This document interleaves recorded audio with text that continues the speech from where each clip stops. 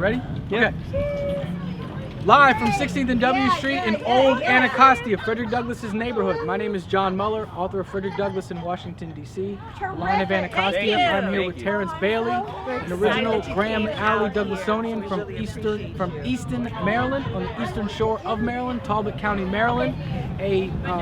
Someone who has a close connection to Frederick Douglass. We're very glad that Mr. Bailey, a retired United States military serviceman, is here with us. It's a very special day, and I just want to thank Terrence for being here first and foremost. But Terrence, can you maybe, for Joel, tell us why it's important for you to be here today, or why you're here today? Well, I think it's important that that the Hill community of Talbot County and Old Anacostia begin to work together and build a bond between the two.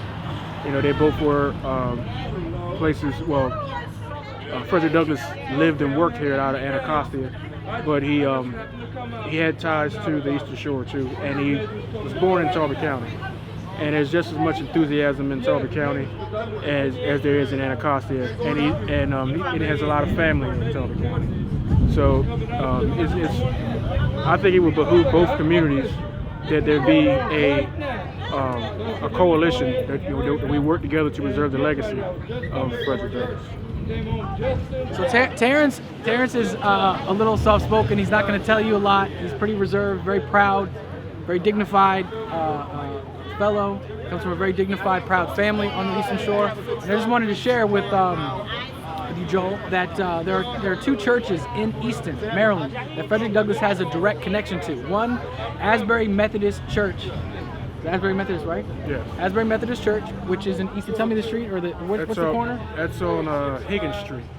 So Higgins Street in the Hill neighborhood in Easton, Maryland, is a church that in 1878 Frederick Douglass spoke at. He consecrated the church, he dedicated the church. The church had been originally wood, and it burned down, and there was a new brick church dedicated. Now, Terrence might not tell you unless I ask him, but Terrence grew up right behind that church in Easton. So this a church that Frederick Douglass had a direct connection to.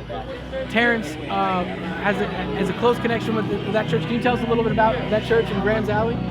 Well, myself and the other neighborhood kids and other members of the family, we used to play baseball, football, and everything in that church alley. The property line from the house that I lived in, where the property line ended, is where the church property began. You know, certain times of the day, the shadow of the church landed right on our house. When I was very young, I used to ring the church bell for Sunday school, and I also used to mow the lawn at the church parsonage for the at the time pastor, Reverend Garnes. So yeah, I grew up there pretty much. Well, I grew up actually in the shadow of that church and within the walls of that church, and like a lot of my other family. Thank you.